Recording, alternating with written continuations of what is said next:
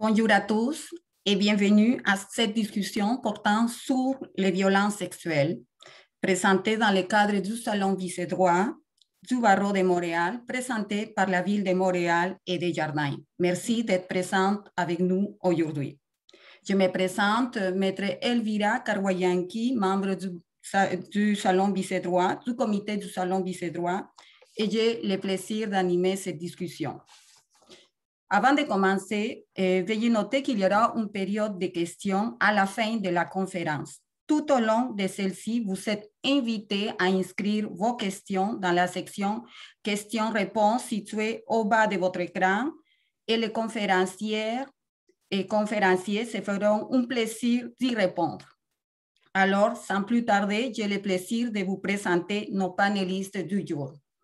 L'honorable Geneviève Gratton, Madame la juge Gratton est titulaire d'un baccalauréat en droit de l'Université de Montréal et a été admise au barreau du Québec en 1988.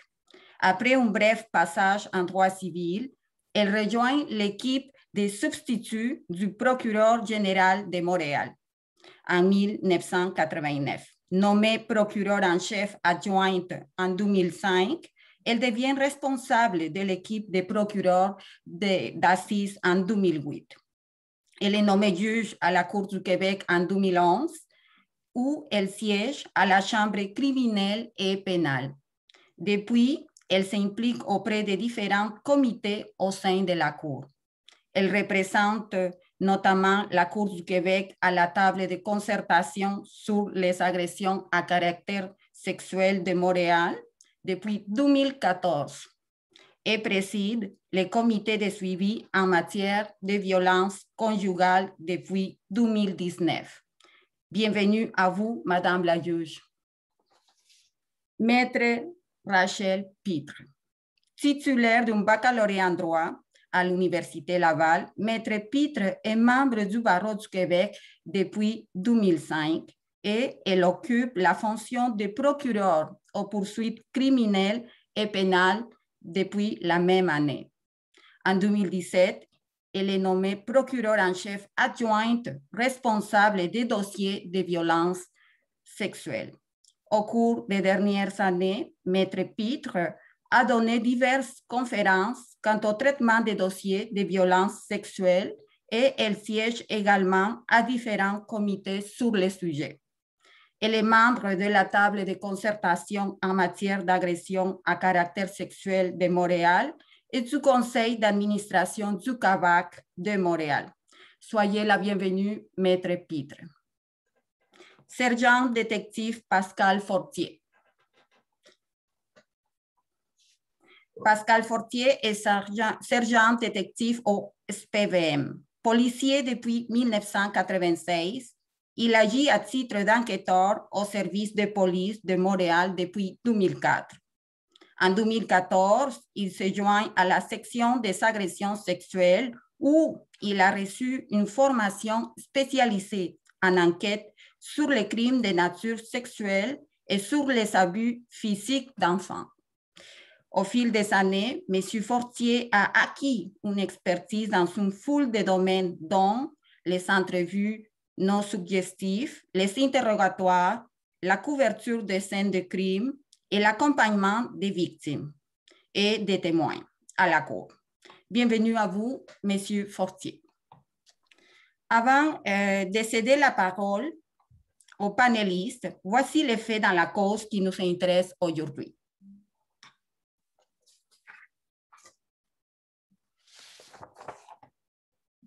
Annabelle est âgée de 15 ans et Charles de 20 ans. Le 16 février 2022, Annabelle se rend chez Charles qui organise un party chez lui. Annabelle ne le connaît pas personnellement, mais elle reçoit l'invitation à la soirée par l'entremise d'amis de son école secondaire. Elle fait quelques stories sur Snapchat durant la soirée. Plus tard dans la nuit, un policier aperçoit Annabelle sur une banque de neige. Elle est visiblement fortement intoxiquée et dans un état comateux. Elle est transportée d'urgence à l'hôpital Elle reçoit des soins et une trousse médico-légale est réalisée par une infirmière. Le lendemain, Annabelle se rend au poste de police pour faire une déclaration sous forme vidéo et raconte, selon ses souvenirs, tout ce qui s'est passé. Elle explique s'être rendue chez Charles et avoir consommé de l'alcool et du cannabis dès son arrivée. Elle a un souvenir de Charles qui l'amène plus tard dans la soirée dans sa chambre. Il la pousse sur le lit et la force à avoir une relation sexuelle avec lui. Elle lui dit à de nombreuses reprises d'arrêter, mais il insiste. Il lui dit qu'elle va aimer ça. Elle ajoute qu'elle est trop gelée pour réagir, alors elle fige, se laisse faire et pleure. Les souvenirs de la fin de la soirée d'Annabelle sont confus et limités. Elle ne se rappelle pas comment elle a quitté la résidence de Charles et elle ne s'est réveillée qu'à l'hôpital. Une accusation de contact sexuel en vertu de l'article 151 du Code criminel est portée contre Charles. Annabelle témoigne au procès et Charles aussi. Ce dernier mentionne d'une part qu'il pensait qu'Annabelle avait 16 ans et d'autre part qu'elle était consentante à avoir une relation sexuelle avec lui. Charles est finalement trouvé coupable de l'infraction qu'on lui reproche. Alors, si je peux me permettre en guise d'introduction, on vous a présenté en effet un cas pratique parce qu'on voulait que notre présentation soit vraiment appuyée concrètement sur une situation qui peut se produire dans votre vie. Alors, on va aborder toutes les étapes au niveau du fonctionnement du système judiciaire sur la base de ce fait-là. On va pouvoir s'y référer.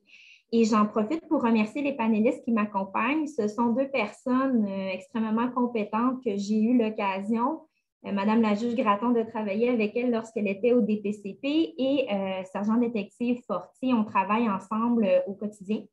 Alors, je vous laisse la parole, sergent détective, pour débuter la présentation au niveau du traitement du dossier par les policiers, par le SPVM.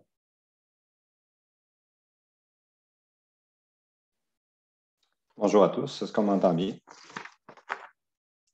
Parfait. Donc, évidemment, le travail d'un policier en agression sexuelle est assez complexe et vise d'abord et avant tout à établir les faits par l'enquête, essayer de les démontrer pour qu'une histoire chronologique soit soumise à un procureur de la Couronne et qu'il soit en mesure de prendre une décision, savoir si les accusations sont autorisées ou pas. Ensuite de ça, qu'on puisse amener ça devant le juge. Évidemment, le début d'une enquête de police se fait toujours, comme vous l'avez vu dans l'histoire de cas, par une entrevue qui est filmée. L'entrevue filmée est faite pas seulement par... il y a des besoins utilitaires de le faire filmer. Ça nous évite de tout écrire. On est capable d'aller dans le menu détail et ça nous permet à nous, aux gens de la Cour aussi, les gens impliqués dans le processus judiciaire, de voir aussi le non-verbal de la personne qui parle. Parfois, on utilise aussi des croquis lors d'une entrevue, donc ça peut être utile à ce niveau-là. Depuis quelques années, il y a un partenariat qui s'est créé entre différents départements, dont la Direction de la protection de la jeunesse et le DPCP, donc les procureurs de la Couronne, dans le but d'éviter que la victime ait répété à plusieurs reprises sa version des faits. Donc, il y a un partenariat qui est créé et on invite la victime à se présenter soit à nos bureaux, soit au centre d'expertise Marie-Vincent. On est chanceux, Montréal, on a un centre d'expertise qui offre des ressources et du soutien aux victimes. Donc, pour livrer son témoignage en lien avec l'incident ou l'événement qui s'est produit. L'entente multisectorielle, ça permet en même temps à la victime qui va parler devant l'enquêteur ou avec l'enquêteur de livrer sa version seulement qu'une seule reprise. c'est-à-dire pas avoir à répéter à la direction de la protection de la jeunesse et aux policiers à deux fois la même version ou aussi à un procureur de la couronne. Donc, ça évite la répétition, de retomber dans les émotions, de retomber au niveau psychologique, c'est mieux. C'est ce qui a été décidé aussi dans le processus. Vous devez savoir que toute entrevue se fait seul à seul avec l'enquêteur qui est mandaté au dossier et la victime dans un dossier. Donc, les parents ne sont pas présents, il n'y a personne d'autre qui est présent en salle. Les enquêteurs de Montréal sont spécialisés dans le domaine. On rencontre des victimes à partir de 3-4 ans jusqu'à l'âge de très vieux, là. Donc, on a l'habitude de rencontrer ces personnes-là et ça permet d'obtenir aussi, de créer un lien de confiance entre la victime et l'enquêteur. Donc, chacune des victimes est rencontrée comme ça et dans la salle de régie, donc les personnes qui s'occupent des caméras, vous avez un enquêteur, un co-enquêteur qui s'assure que tous les détails sont présents et la DPJ qui est présente aussi dans un cas comme de mineur comme le cas d'Annabelle. Le but d'une déclaration, c'est d'établir les faits. Donc, évidemment, la vérité est importante, même si la vérité peut choquer, même si la vérité ne nous plaît pas. C'est important de donner tous les détails et évidemment, on utilise les vrais mots lors d'une déclaration. On va chercher beaucoup de précision quant à la nature de l'infraction lors d'une entrevue de base comme celle-là. Évidemment, dans le cas d'Annabelle, on parle possiblement d'une agression sexuelle, on peut parler d'un contact sexuel. Donc, l'âge de la personne qui est impliquée est importante. Les faits reliés au consentement, souvent en matière d'agression sexuelle, on parle de notion de consentement, mais Pitt va pouvoir vous en parler un peu plus tard. Les notions de consentement pour une personne qui est moins de 16 ans ou une personne qui est un peu plus vieille. Et souvent, ça se passe dans un lieu clos, donc dans l'intimité, c'est important d'avoir le maximum de détails à ce niveau-là. Dans le cas d'Annabelle, on parlait aussi d'un cas d'intoxication possible à la drogue ou à l'alcool. Donc, évidemment, tous les détails vont être demandés en fonction de ces degrés d'intoxication-là. Et l'entrevue va peut-être nous permettre d'identifier certains témoins ou identifier la nature des échanges sur Snapchat de la victime avec d'autres personnes ou avec le suspect au dossier.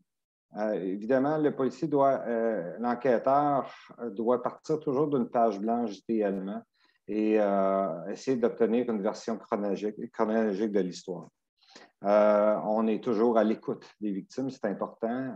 S'il y a des pauses qui sont prises, ça aussi, c'est respecté lors d'une entrevue. Ce qui est important aussi de savoir, c'est qu'une personne qui a 15 ans pourrait être... comme policier, à partir de 15 ans, les policiers n'ont pas l'obligation comme telle de mentionner les faits aux parents. Donc, de tenir au courant de tous les détails des faits.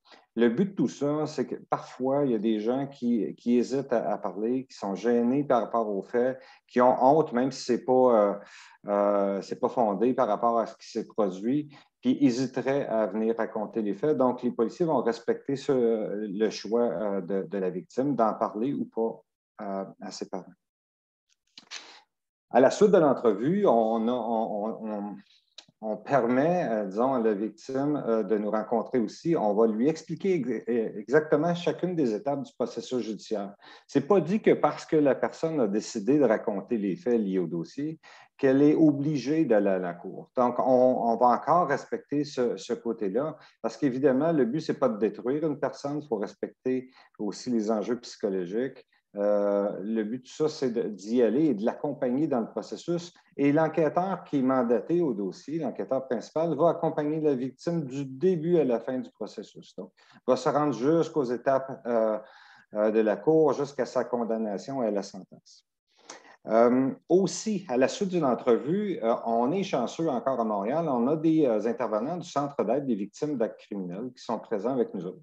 Majoritairement, ce sont des travailleurs sociaux, des criminologues, des psychologues, des sexologues qui sont spécialisés pour accompagner les victimes en matière d'agression sexuelle ou en matière de contact sexuel, comme on a entendu là. Le rôle, c'est de calmer, de rassurer les victimes, de les informer du processus judiciaire, mais aussi à les accompagner à toutes les étapes au niveau des documents. Ça se peut qu'il y ait des documents à remplir, comme des documents à l'IVAC, l'indemnisation des victimes d'actes criminels, parce que les victimes pourraient avoir accès à du support financier pour, parfois, dans certains cas, un déménagement, parfois, ça peut être des supports au niveau sexologique ou psychologique en lien avec l'événement qui est survenu. Donc, on a la chance de permettre un contact entre les gens du CAVAC directement avec les victimes à nos bureaux. Donc, le lien de confiance aussi se crée dès le départ. À la suite de l'enquête, à la suite de la déclaration, comme je vous ai mentionné tout à l'heure, ce qui est important, c'est de corroborer les faits. Donc, ça pourrait nous amener à corroborer certains faits. D'abord et avant tout, de localiser, identifier des témoins liés à l'événement et qui étaient présents lors de la soirée. Évidemment, il y a les faits liés au consentement qui sont importants dans ce dossier-ci, mais aussi à l'intoxication de la victime, qu'est-ce qu'elle a consommé au cours de la soirée, qu'est-ce qu'elle se souvient, qu'est-ce qu'elle ne se souvient pas. Les témoins peuvent permettre de remplir ces espaces vides-là et de créer, de former un casse-tête complet à la fin de l'enquête. Donc, de rencontrer ces témoins-là. Aussi, rapidement, la victime pourrait nous amener à perquisitionner les lieux. On a parlé de la chambre à coucher de Charles. Donc, dans la chambre à coucher de Charles, on pourrait y retrouver, admettons, un condom. Donc, le policier sera amené à compléter un mandat de perquisition pour aller chercher, admettons, ce condom-là à l'intérieur de la chambre. Sur le condom, d'un côté, on aurait l'ADN possible féminin, de l'autre côté, on aurait l'ADN possible masculin. Donc, on sera en mesure d'expliquer un contact sexuel entre deux personnes de cette manière-là. On pourrait aussi recueillir, admettons, les draps du lit. Qui nous amènerait à croire que la victime a été dans ce lit-là. Donc, c'est simplement certains éléments de corroboration, mais qui nous permettent aussi de compléter l'histoire. Il y aurait aussi possibilité d'obtenir l'ADN du suspect pour faire un match comparatif avec les éléments qu'on a obtenus lors de l'enquête. Je vais revenir un peu plus tard à l'arrestation et l'interrogatoire du suspect parce qu'on n'en est pas là. On a parlé aussi dans l'histoire de cas d'Annabelle de Snapchat. Évidemment, Montréal est un gros corps de police. Il y a des unités spécialisées en informatique judiciaire qui pourraient nous permettre de recueillir tous les éléments liés à l'utilisation de Snapchat et les échanges qui ont été faits entre un et l'autre. Donc, le pourquoi qu'on pourrait récupérer ces éléments-là, c'est pour voir, admettons dans l'exemple d'Annabelle, si ses propos étaient décousus, on pourrait localiser des témoins de cette manière-là, on pourrait établir aussi des notions de consentement écrits ou remplir les éléments qui nous manquent au niveau de sa version des faits. Par la suite, on a parlé aussi de la trousse médico-légale, puis je pense que c'est important qu'on en parle. La trousse médico-légale, c'est un outil d'enquête que les policiers utilisent. Ce n'est pas de la preuve unique. La trousse médico-légale est insuffisante pour faire une preuve à la cour. Par contre, rapidement, dans les 5 jours, une victime pourrait être conduite à l'hôpital par des policiers ou d'elle-même se présenter dans certains centres désignés pour faire une trousse médico-légale. Si les policiers s'y présentent, les policiers ne sont pas présents lors des prélèvements. Donc, la victime est laissée avec un médecin spécialisé en trousse médico-légale, avec aussi une infirmière ou un infirmier et un travailleur social qui peut l'assister et lui faire un suivi au niveau de cette trousse médico-légale. Le but de la trousse médico-légale, d'abord et avant tout, c'est de recueillir des prélèvements en lien avec les faits survenus. Dans le cas d'Annabelle, on parlait d'une relation sexuelle. Bon, relation sexuelle, on peut parler de baiser, donc on pourrait prendre des prélèvements cutanés, on peut parler de fellation, donc on pourrait prendre des prélèvements à l'intérieur de la bouche, on peut parler de pénétration, donc anal, vaginal, tout est fait dans le but d'établir s'il y a eu un profil génétique masculin, admettons, à l'intérieur des parties génitales d'Annabelle ou démontrer les faits qu'elle nous raconte ou qu'elle se souvient. comme je vous mentionnais, les policiers ne sont pas présents lors de cette trousse médico-légale-là. Et le fait de faire la trousse médico-légale n'engage pas la victime à porter plainte nécessairement. C'est simplement que dans les 5 jours, on ne veut pas perdre ces éléments de preuve-là. Et comme il n'y a pas de prescription en agression sexuelle ou en contact sexuel, c'est-à-dire qu'il n'y a pas de date d'expiration, la personne pourrait être en mesure, après coup, de prendre une décision et n'aura pas perdu tous ces éléments de preuve-là lors de l'enquête.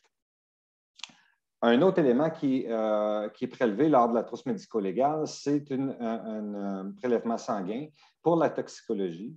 Dans le meilleur délai, on sera en mesure d'établir ce moment-là, qu'est-ce qu'elle a consommé et à peu près à quel niveau elle se trouvait dans son intoxication lors de sa trousse médico-légale. Il y a des calculs qui pourraient être faits après coup pour établir, OK, est-ce que le consentement pourrait être présent ou pas? Évidemment, là, on parle d'un Maître Pitt, tout à l'heure, va vous parler de l'âge de consentement qui est de 15 ans, mais ça pourrait être utilisé à ce niveau-là.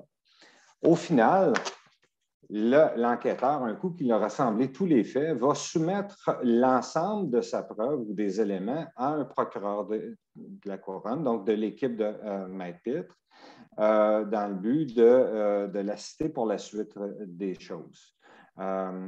Si un mandat est accordé par un juge, eh bien, il y aura arrestation du suspect et interrogatoire. L'interrogatoire est aussi une technique d'enquête qui amène les policiers à compléter le casse-tête lié aux agressions sexuelles. Donc, ça termine ma partie. Donc, je laisse à Maître Pitt la suite des choses.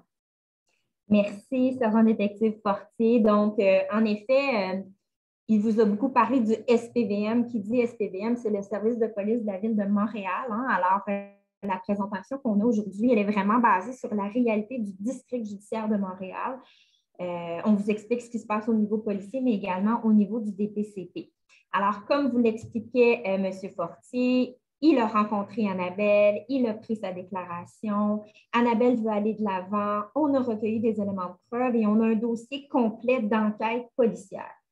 Ces dossiers-là, que ce soit dans le cas d'Annabelle ou de toute autre victime d'agression sexuelle ou de violence sexuelle de Montréal, les dossiers atterrissent sur mon bureau à moi de par ma fonction de procureur-chef adjoint. Donc, moi, je reçois tous les dossiers, j'en prends connaissance et je m'assure de les distribuer à un procureur de mon équipe parce que nous avons effectivement une équipe de procureurs spécialisés, de procureurs formés, dédiés, en des procureurs qui lèvent la main et qui veulent faire ce type de dossier-là. C'est la même chose pour le SPVM, ce sont des enquêteurs formés, dédiés, qui eux aussi, sur une base volontaire, veulent travailler avec les victimes de violences sexuelles. Donc, il faut savoir qu'on bâtit vraiment une équipe autour de la victime. Toutes nos interventions, c'est la victime qui est au cœur de celle-ci. On crée le lien de confiance, comme nous mentionnait M. Fortier, que ce soit avec le même enquêteur, le même procureur et le même travailleur social du CADAC. Donc, on accompagne la victime du début à la fin, parce que quand on vous parle du traitement judiciaire, oui, il y a le droit, il y a les avocats, il y a le monde juridique, mais il y a aussi beaucoup l'accompagnement qui est nécessaire, l'accompagnement qui doit toujours être bonifié, puis l'accompagnement qui est beaucoup au cœur actuellement du débat sur la violence sexuelle, sur le tribunal spécialisé, maintenant appelé la division spécialisée. Donc, oui, le droit, c'est un axe d'un procès criminel, mais l'accompagnement, c'en est un autre et c'est ce sur quoi je veux m'entretenir avec vous. Juste avant, quand on parle de DPCP, directeur des poursuites criminelles et pénales, alors sachez que c'est une institution qui a été créée aujourd'hui même, ça fait 15 ans, on fête le 15e anniversaire de la création du DPCP. Le DPCP a vraiment la mission d'assurer les poursuites criminelles et pénales au nom de l'État. Alors, on entend souvent que la victime, le procureur, ce n'est pas son avocat. C'est exact. Elle est loin d'être laissée seule à elle-même, mais en effet, l'État prend en charge les poursuites criminelles et pénales et le DPCP en assure la mission. Toutes nos actions en tant que procureur aux poursuites criminelles et pénales sont guidées par l'intérêt public. Alors, le procureur au DPCP, l'intérêt public pour lui, c'est l'intérêt de la victime.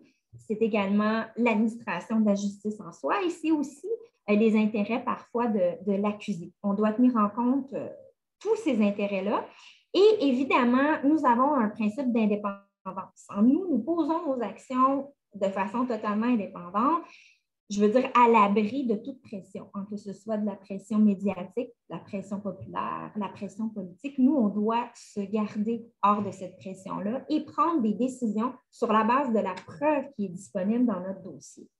Un pilier qui est très, très fondamental dans le système de justice, c'est la présomption d'innocence. Vous entendez souvent parler de ce principe-là où on nous dit qu'il vaut mieux un coupable en liberté qu'un innocent en prison. Et ça, c'est un choix qu'on a fait comme société, d'y aller avec la présomption d'innocence. Et cette présomption-là, ce principe-là nous guide dans nos actions au niveau du DPCP et également à la Cour. Du principe de la présomption d'innocence, il découle deux aspects à ça pour nous. Premièrement, que c'est l'État qui a le fardeau de prouver le crime, comme je vous expliquais, et aussi que ce fardeau-là, il doit être hors de tout doute raisonnable. On pourrait y revenir, mais c'est aussi une notion qu'on entend souvent, ce fameux fardeau de preuve-là.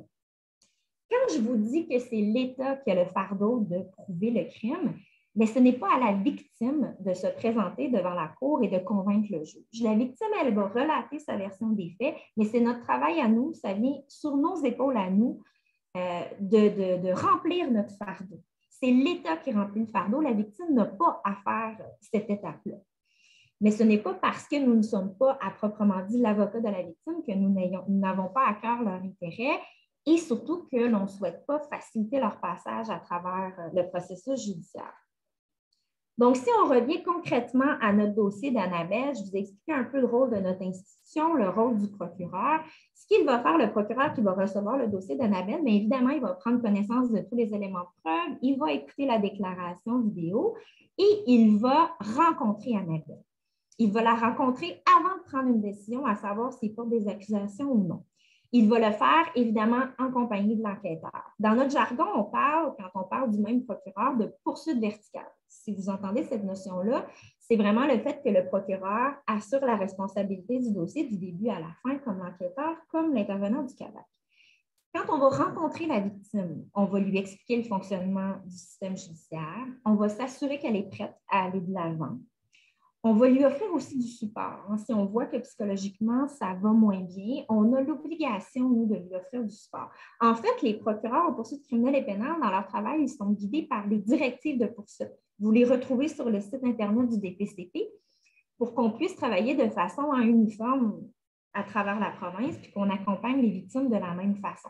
Donc, on a des obligations, dont de s'assurer qu'on offre du support à la victime, de la rencontrer, la victime, oui, pour autoriser le dossier, mais aussi pour les étapes ultérieures. Une victime ne se présentera pas au palais de justice un matin pour témoigner dans un dossier d'agression sexuelle, par exemple, sans avoir déjà rencontré le procureur. On peut lui faire aussi visiter une salle de cour, le palais de justice. On travaille comme ça dans l'accompagnement, principalement avec l'enquêteur, mais aussi avec le CAVAC. On a aussi à évaluer comme procureur les mesures d'aide au témoignage. Est-ce que notre victime est en mesure de témoigner dans une salle de cour ou est-ce que ce ne serait pas mieux pour elle pour livrer un précis complet et franc de tout ce qui s'est passé, que ce soit en télétémoignage? Ça veut dire dans une petite salle à l'extérieur où la victime est avec les avocats et elle n'est pas dans la salle de cour avec l'accusé. Elle n'est pas en confrontation directe avec l'accusé. Ça, c'est une mesure qui existe. Il y a d'autres mesures également qui existent pour protéger les victimes de violences sexuelles, notamment l'ordonnance de non-publication. En ce sens, si vous portez plainte pour agression sexuelle, qui est un crime qui est très intime, qui est très relié à votre vie privée, bien, on ne dévoile pas votre identité au niveau des médias. Un journaliste qui se présenterait dans la salle n'aurait pas le droit de nommer votre nom. On demande une ordonnance de non-publication pour préserver votre identité. On peut également demander à la Cour que vous soyez accompagné comme victime d'une personne de confiance pendant votre témoignage, qui peut faciliter votre passage à la cour. On a de plus en plus aussi de chiens de soutien émotionnel qui se présentent à la cour aussi et qui accompagnent les victimes. Et une autre mesure, par exemple, vous portez plainte, Annabelle porte plainte pour agression sexuelle et finalement, Charles décide de se représenter seul. Alors évidemment, on ne va pas faire en sorte que Charles puisse contre-interroger Annabelle et lui poser des questions parce qu'il n'a pas d'avocat. Il y a une mesure prévue au Code où on peut nommer un avocat pour procéder au contre-interrogatoire. Encore une fois, on veut vraiment éviter qu'Annabelle soit en confrontation directe avec Charles lorsque vient le temps d'expliquer l'agression sexuelle qu'elle a vécue. Donc, c'est en gros l'accompagnement qu'on va faire, que le procureur va faire avec une victime de violence sexuelle ou de violence physique. Donc, je vous parlais de nos directives, je vous parle de l'analyse de l'ensemble de la preuve, je vous parle de la rencontre d'Annabelle également. Et là, on décide qu'on dépose des accusations dans le dossier. On dépose, comme on vous l'a mentionné dans les faits de la cause, une accusation de contact sexuel en vertu de l'article 151 du Code criminel. C'est-à-dire que Charles a eu des contacts sexuels à l'endroit d'Annabelle, Annabelle étant une jeune fille qui est âgée de moins de 16 ans. Donc, c'est l'accusation qu'on dépose dans ce dossier-là. Et ce qui amène comme étape subséquente une enquête préliminaire qui peut être possible, ou à ce moment-là, c'est une étape où Annabelle devra témoigner, où on va analyser la suffisance de la preuve. Il est possible pour un accusé de renoncer à cette étape-là et d'aller directement à procès.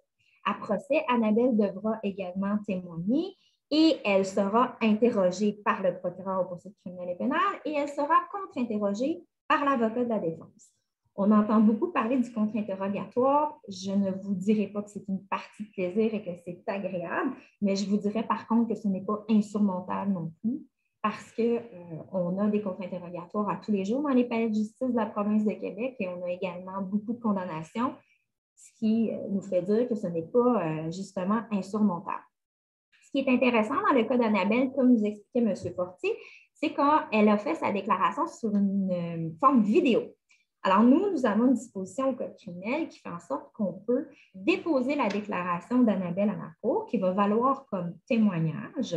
Donc, son histoire va être en gros racontée. On pourra lui poser des questions pour compléter, ce qui ne veut pas dire qu'elle ne sera pas contre-interrogée par l'avocat de la défense, mais sa version initiale, elle va avoir été présentée à la cour avec sous forme vidéo.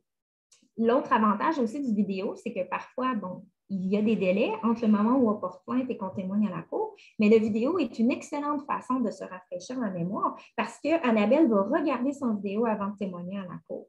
Donc, ça lui permet aussi, émotivement, de peut-être mettre ça un peu de côté, de prendre soin d'elle et de ne pas toujours penser au fait de la cause. Est-ce que je vais m'en souvenir? Est-ce que je vais me rappeler de tout? C'est sur déclaration vidéo et on pourra lui rafraîchir la mémoire. Et ça m'amène aussi à dire qu'en interrogatoire, comme en contre-interrogatoire, c'est possible pour une victime de ne pas se souvenir de tout. C'est possible d'avoir oublié des éléments. L'important, c'est de dire la vérité. C'est d'exprimer pourquoi on ne se souvient pas de telle chose ou pourquoi maintenant on voit un fait différemment ou on l'explique différemment. Donc, c'est d'être transparent et de s'en tenir évidemment à la vérité. Donc, dans le dossier qui nous intéresse, Charles décide qu'il ne veut pas d'enquête préliminaire, il veut aller directement au procès. Il est représenté par un avocat et Annabelle témoigne. On présente sa déclaration vidéo qui a été prise par le policier. Elle est interrogée par le procureur. Elle est contre-interrogée par l'avocat de la défense. Donc, vous avez en gros les éléments qu'on utilise, dont les stories Snapchat. Les stories Snapchat de la soirée démontrent quand même assez bien l'état d'intoxication d'Annabelle. On peut voir comment elle était, son verbal, son non-verbal, les éléments autour de la pièce. On fait témoigner des témoins qui étaient là également, qui étaient présents, qui peuvent nous en dire plus sur l'état de consommation, qui était là, comment ça s'est passé ce party-là, comment les invitations sont venues. Donc, bref, on a tout ça. On a également de l'ADN. Voilà. Donc, ça, c'est la preuve de la poursuite. Maintenant, Charles témoigne lui aussi. Là, je vais jouer un peu le rôle de la défense. Charles témoigne. Et là, à la cour, Charles nous dit, premièrement, moi, je pense qu'Annabelle, elle était consentante. Annabelle, elle voulait avoir une relation sexuelle. Et là, suite aux questions du contre-interrogatoire, tout ça devient un peu invraisemblable. Pourquoi? Parce que, premièrement, l'âge du consentement, on en a parlé, est de 16 ans. Alors, si vous voulez consentir à une agression, à un contact sexuel, vous devez avoir au moins 16 ans. Ce qui ressort aussi, c'est qu'Annabelle, elle est très intoxiquée.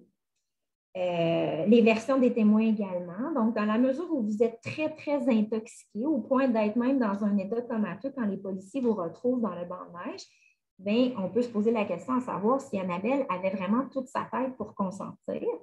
Annabelle aussi nous dit qu'elle l'a refusé, qu'elle a exprimé son refus. Donc, clairement, elle a dit à Charles qu'elle ne voulait pas. Annabelle aussi nous a expliqué qu'elle a figé, qu'elle a pleuré et qu'elle s'est laissée faire. Ça ne constitue pas un consentement au sens de la jurisprudence. Être passive, ce n'est pas consentir. Donc, Charles vient témoigner à la cour pour dire qu'il pensait qu'Annabelle était consentante. Bien, pour la poursuite, elle plaide que c'est vraiment invraisemblable tout ça. Qui plus est, Charles va venir dire, en plus d'être consentante, Annabelle, moi, je pensais qu'elle avait plus de 16 ans. Moi, j'étais convaincue de ça. Bien, en contre-interrogatoire, on pose des questions à Charles et on se demande, est-ce que Charles a vraiment analysé toute la situation pour s'assurer qu'Annabelle avait bien 16 ans ou plus? On fait ressortir que l'apparence physique d'Annabelle démontre qu'elle a l'air beaucoup plus jeune. Elle porte un uniforme, alors elle était à l'école secondaire. Elle était avec des amis qui étaient accompagnés également de cet âge-là. Elle a un compte Facebook, Annabelle, où son âge est écrit. Et on voit que Charles est ami Facebook avec Annabelle. Donc, ce sont plein de petits détails où on doit se demander, bien, est-ce que Charles a vraiment pris toutes les mesures pour s'assurer qu'Annabelle était consentante? Puis, est-ce qu'il a pris toutes les mesures pour s'assurer qu'elle avait 16 ans? Donc, à la lumière du contre-interrogatoire, nous, ce qu'on présente à la cour, c'est qu'Annabelle, de 1, ne consentait pas, et de 2, même si elle consentait, elle avait moins de 16 ans et elle n'avait pas l'âge légal de consentir. Donc, c'est un peu comme ça que va ressortir la version de Charles au procès. Et à ce moment-là, Annabelle a témoigné en télétémoignage. Elle n'était pas en confrontation directe avec Charles. Elle a livré sa version des faits, a été interrogée, contre-interrogée. Charles aussi a livré sa version des faits. Et là, à ce moment-là, la poursuite a présenté sa preuve. La défense a présenté également sa preuve. Et là, maintenant, appartient à la cour de rendre une décision. C'est sûr qu'on vous a vendu un peu le scoop que Charles était coupable dans le résumé des faits, mais par contre, ce sera intéressant d'entendre Madame la juge Gratton sur l'analyse du témoignage d'Annabelle, de Charles et les conclusions qu'elle en tire. Alors, sur ce, je vous cède la parole, Madame la juge.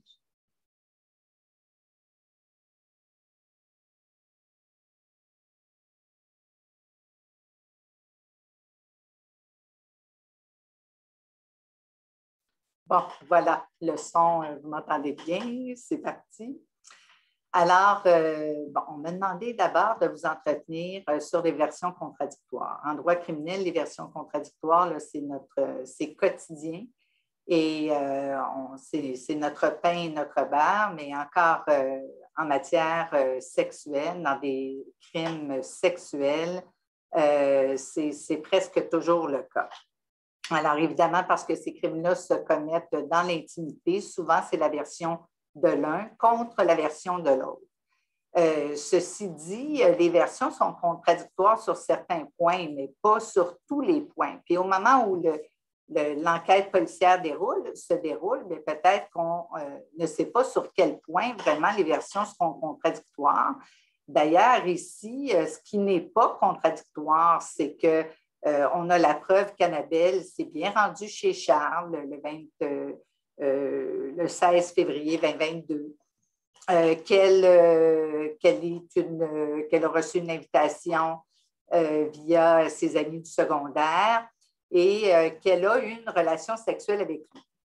Alors, Charles admet cette relation sexuelle. Alors, la question n'est pas de savoir là, s'il y en a eu un contact sexuel, et non pas une agression sexuelle, mais un contact sexuel, il y a eu une relation sexuelle. Alors, ça, c'est admis. Donc, la version contradictoire, elle est au niveau essentiellement ici du consentement. Alors, le juge va débuter son analyse et va se poser la question, effectivement, compte tenu de l'âge qui est avéré, l'écart de 5 ans, Annabelle a moins de 16 ans, elle n'est pas en mesure de consentir. Alors, le juge pourra évaluer les différents éléments que Charles, lui, apprécie dans sa version pour énoncer ou dire pourquoi il pensait qu'elle avait 16 ans.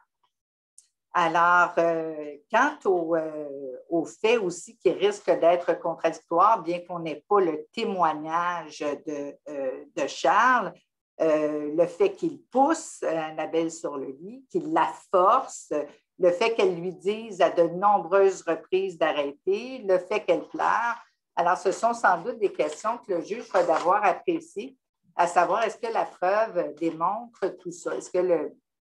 Et une fois contre-interrogé, est-ce que le témoignage de Charles, qu'est-ce qu'il en ressort, lui, de la preuve et du fait qu'il le croyait sincèrement qu'Annabelle pouvait consentir, et encore là, si elle était en mesure de le faire compte tenu de son âge ou s'il avait pris les mesures nécessaires pour s'assurer de son âge. Alors, comment est-ce qu'on fait ça, l'analyse de version contradictoire? C'est un test en 3 étapes qui a été développé par la Cour suprême du Canada.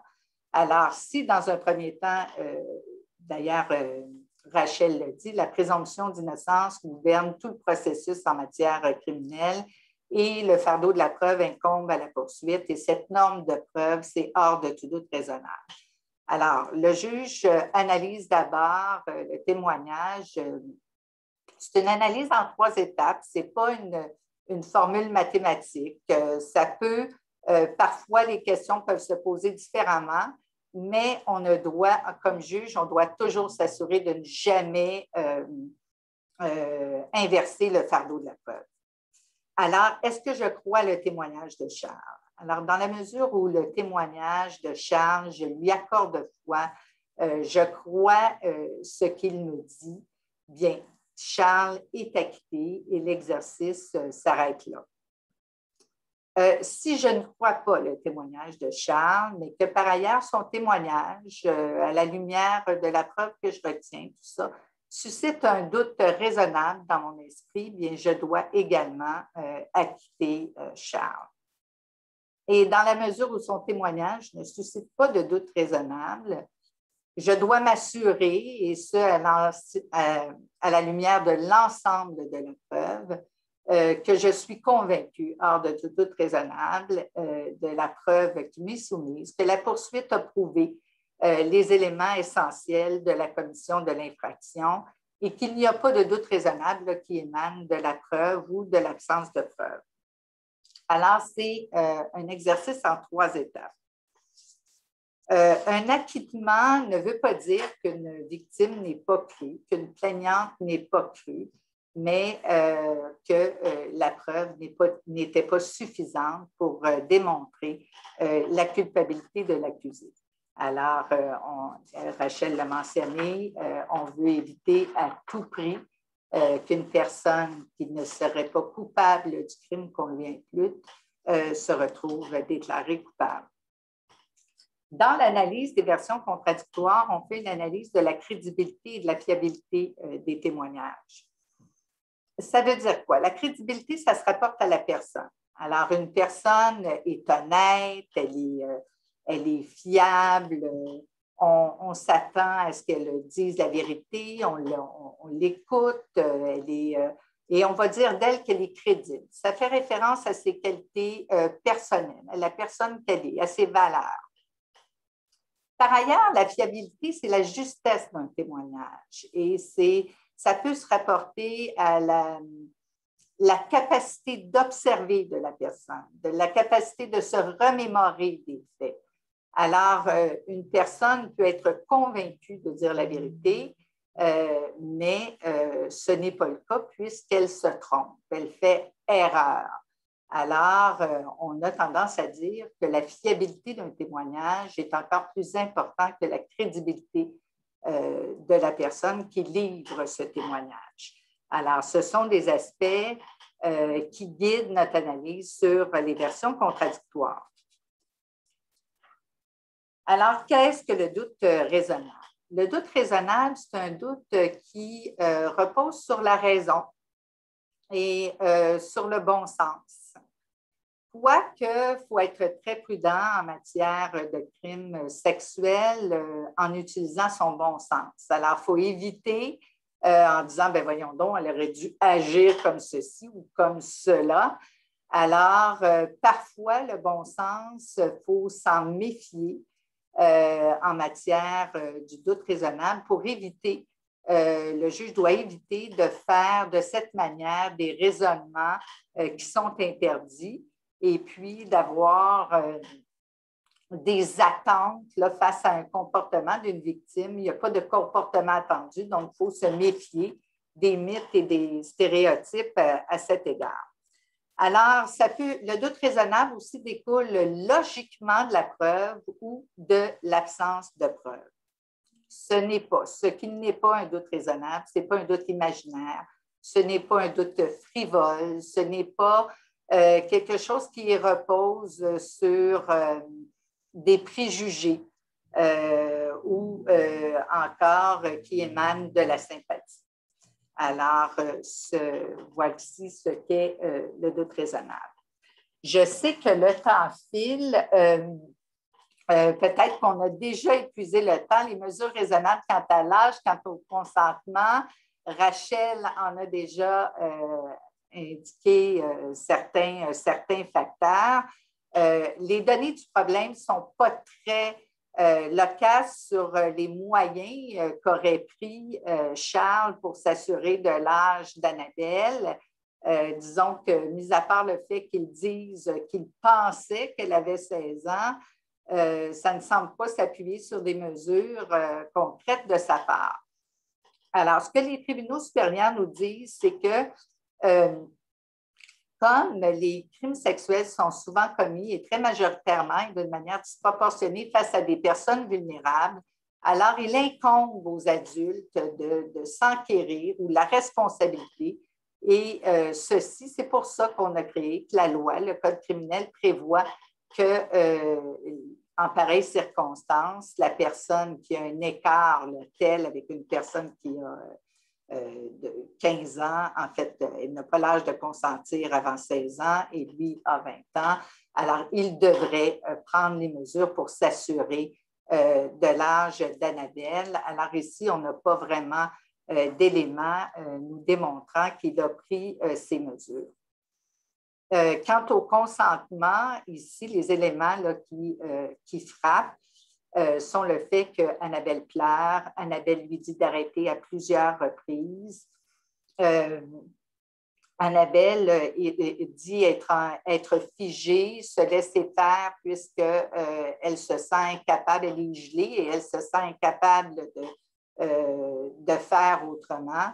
Alors, il faut bien savoir que le consentement, que cette attitude vis-à-vis Annabelle ne permettrait pas à Charles là, de dire qu'il croyait qu'elle consentait. C'est clairement déraisonnable. Il ne peut pas penser qu'elle va changer d'idée, qu'il va la convaincre. Ce n'est pas ça le consentement. Alors, il doit, ce n'est pas le passage du temps qui va faire en sorte que là, il pense qu'elle a consenti parce qu'elle arrête de parler, ou il doit s'assurer et prendre des mesures raisonnables pour s'assurer également de son consentement. Et l'aveuglement volontaire n'est pas une manière de se soustraire à son obligation de s'assurer du consentement d'Annabelle. Alors, c'est quoi l'aveuglement volontaire? C'est quand on sent qu'on a besoin de faire enquête, on a besoin de poser un petit peu plus de questions, on a un petit drapeau rouge qui se lève, là, puis on décide de se mettre la tête dans le sable et de ne pas enquêter, de ne pas poser de questions, de se satisfaire de ce qui n'est pas satisfaisant. Alors, je pense que c'est comme ça que je résumerais l'aveuglement volontaire. Maintenant, à moins qu'il y ait autre chose, je cède la parole à Rachel ou à d'autres questions. Merci beaucoup, Madame la juge. Donc, on espère que c'est un peu utile pour vous la présentation de comprendre le rôle de chacun et de surtout comprendre qu'on a vraiment les intérêts des victimes comme priorité. Il y avait deux questions. Une pour M. Fortier. En fait, c'est possible pour vous de clarifier le fait qu'à partir de 15 ans, la victime, on n'est pas obligé de dévoiler les faits aux parents. C'est bien à partir de cet âge-là. Est-ce qu'il y a eu des modifications au niveau de l'âge ou c'est vraiment que la pratique est comme ça depuis un bon moment? Non, c'est mon erreur. En fait, c'est bien l'âge de 14 ans. 14 ans, désolé de la parfait. confusion. Oui. Alors, pour la personne qui a posé la question, elle était très pertinente. Maintenant, est-ce que vous préparez les victimes pour leur contre-interrogatoire et si oui, de quelle manière? Ah oui, tout à fait. c'est important de préparer les victimes pour le contre-interrogatoire parce que c'est souvent la partie qui leur fait le plus peur. Elles entendent parfois beaucoup de choses. Le devoir du procureur est vraiment de s'assurer que les questions qui vont être posées par l'avocat de la défense sont légales. Donc, le procureur a un rôle à jouer. Le juge également va jouer un rôle pour s'assurer que les questions posées sont légales, qu'elles sont pertinentes. Et on va tous, les acteurs du système judiciaire, s'assurer aussi que le climat dans la salle de cour est sain et est approprié. Ce qui est important quand on rencontre les victimes, c'est de leur expliquer ce que je disais un peu tantôt. Hein. Vous avez le droit de ne pas vous souvenir de tout. Vous avez le droit d'avoir oublié des choses. Ce qui est vraiment important pour vous, c'est de dire la vérité et d'expliquer tous les morceaux du casse-tête. Même s'il y a des morceaux qui sont un peu moins beaux que d'autres, c'est vraiment important d'être transparent.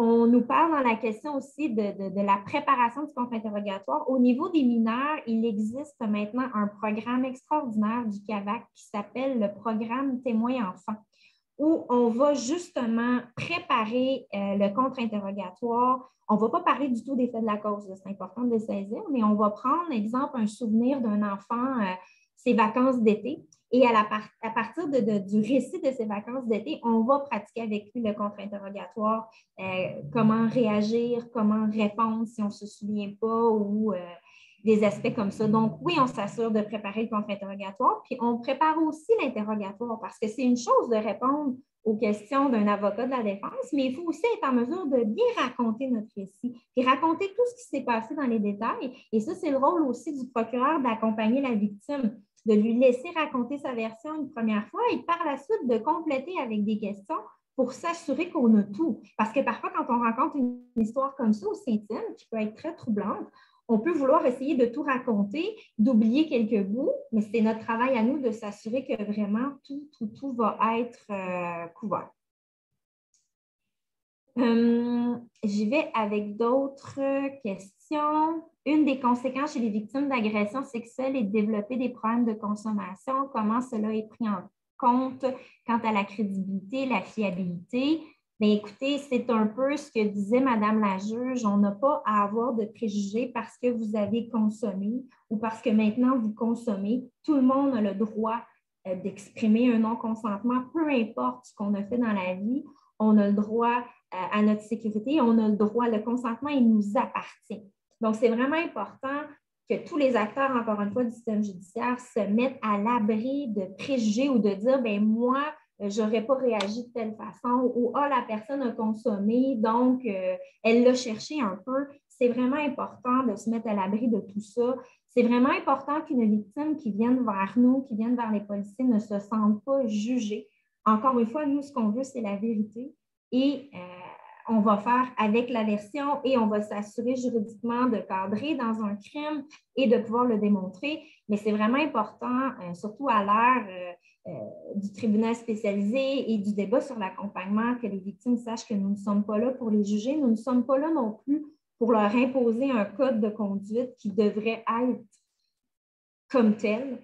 Nous avons de l'ouverture et nous sommes là pour nous assurer que c'est la vérité, en fait, qui est mentionnée. Je ne sais pas si les autres intervenants ont des commentaires par rapport à ce point-là. On nous demande, les procureurs et les juges ou tous les acteurs, en fait, au niveau de la formation, de quel type de formation spécialisée? Bien, je peux parler pour les procureurs pour commencer. Nous, on a des formations effectivement dites spécialisées qui sont dispensées par des procureurs qui ont beaucoup d'expérience en matière de violence sexuelle. Et on va chercher aussi divers conférenciers. Ça peut être des psychologues au niveau du trauma, des experts judiciaires sur certaines notions. Donc, on s'assure vraiment d'avoir de la formation qui était très spécialisée et qui est très à jour. Je peux vous donner un exemple. On a dispensé récemment une formation complète d'une journée à tous les procureurs du Québec sur justement le sujet des mythes et des stéréotypes. Comment s'en prévenir, comment les reconnaître, la jurisprudence à jour aussi. Donc, on a ce souci-là d'être à jour dans les avancées jurisprudentielles et aussi on a le désir de se concerter tous les procureurs au niveau provincial, parce qu'il y a des districts judiciaires un peu partout. Et le DPCP a créé une communauté de savoir en matière de violence sexuelle où on s'assure qu'il y a un procureur spécialisé dans chaque région administrative. On peut avoir des réunions ensemble, on peut partager, on peut analyser des situations particulières. Donc, on est constamment en formation. On a eu un colloque du DPCP en matière de violence sexuelle. On va en avoir un prochainement aussi en matière de violence conjugale qui implique parfois des crimes sexuels. Donc, on a vraiment le souci au DPCP d'être à la fine pointe des avancées jurisprudentielles et de la formation pour tous les procureurs, parce que ce n'est pas un procureur sans expérience qui, du jour au lendemain, va partir à la cour avec un dossier d'agression sexuelle à piloter. Je ne sais pas si, M. Fortier, vous avez quelque chose à dire au niveau de la formation des policiers. Peut-être nous parler un peu des entrevues non suggestives. On y a passé brièvement tantôt, là, mais c'est quand même important. Les entrevues non suggestives ou toute formation. La formation en violence sexuelle ou en abus physique d'enfants est suivie par tous les policiers. Évidemment, c'est une formation qui est complète. Là. On aborde tous les sujets, dont le profilage criminel. On parle à des médecins qui nous montrent des photos et qui nous parlent des trousses médico-légales et tous les enjeux liés, admettons, à l'hymen. Donc, on a des formations aussi liées à ça. On a des accompagnements au niveau des rencontres de jeunes victimes. Évidemment, une jeune victime en entrevue non suggestive, c'est une formation, juste l'entrevue non suggestive, c'est une formation d'une semaine en soi où on travaille à perfectionner nos techniques d'entrevue avec des comédiens, des personnes qui jouent le rôle d'un enfant qui sont extraordinaires. Donc, on pratique les techniques dans le but de ne pas détruire la preuve, parce qu'évidemment, poser une question à un enfant alors qu'il fait très, très beau dehors, on peut lui mettre dans la tête qu'il pleut. Là. Donc, évidemment, c'est très important pour nous, les policiers, de ne pas détruire les éléments de preuve par la façon de poser les questions et d'aider, disons, la Cour à prendre les meilleures décisions là, en fonction de notre travail. Donc, oui, les formations en abus sexuels et tout ça, c'est une formation, si je me souviens bien, complète d'environ 120-150 heures, là, plus les mises à jour subséquentes. Là.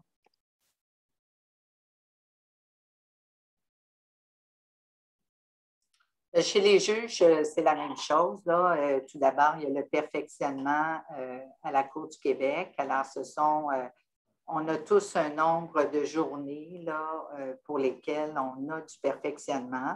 Il y a du perfectionnement en matière de crimes sexuels. Il y en a qui se donnent aussi au sein de d'autres institutions qu'on suit, en fait, avec lesquelles on collabore. Alors, notamment avec l'Institut national de la magistrature. J'ai déjà collaboré à certaines capsules qui avaient été mises en ligne sur les mythes et les stéréotypes. On a eu par la suite, nous, des formations aussi en ligne depuis la pandémie là, sur les mythes et les stéréotypes. Alors, sur le consentement, sur l'évolution de la jurisprudence en la matière, alors, et évidemment sur le traitement accordé aux victimes, les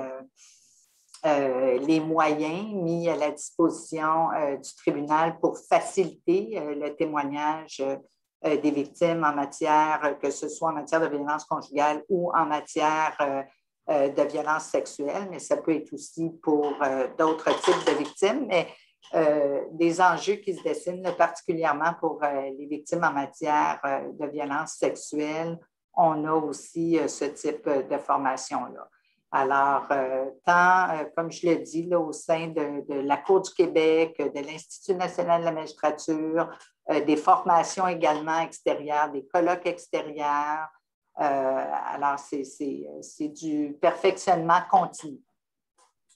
Merci. Je vois qu'il est maintenant 13h30, ce qui met fin bientôt à la présentation. On espère qu'on a pu peut-être un peu démystifier la réalité vraiment dans les salles de cours ou au quotidien, le travail qu'on fait pour le vivre de l'intérieur. Je peux vous dire On ne considère pas qu'on est parfait, loin de là, mais on a toujours le souci de s'améliorer, de bonifier l'accompagnement, que ce soit à la cour, les policiers ou les procureurs.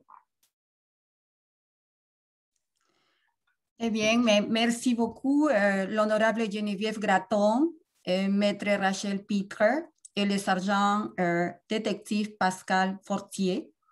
Nous avons conclu la période de questions et la conférence d'aujourd'hui présentée par la Ville de Montréal et Desjardins. Merci à tous pour votre participation et ne manquez surtout pas les prochaines activités du Salon Vice-Droit. Pour tous les détails, consultez la programmation officielle en vous rendant au salonvicedroit.com. Je vous invite d'ailleurs à la consulter fréquemment alors que d'autres activités seront ajoutées au cours des prochaines semaines. Je vous confirme également que la conférence sera disponible en rediffusion sur le site web du Barreau de Montréal et les réseaux sociaux du Salon Vice-Droit. Encore une fois, merci beaucoup à tous et bonne journée.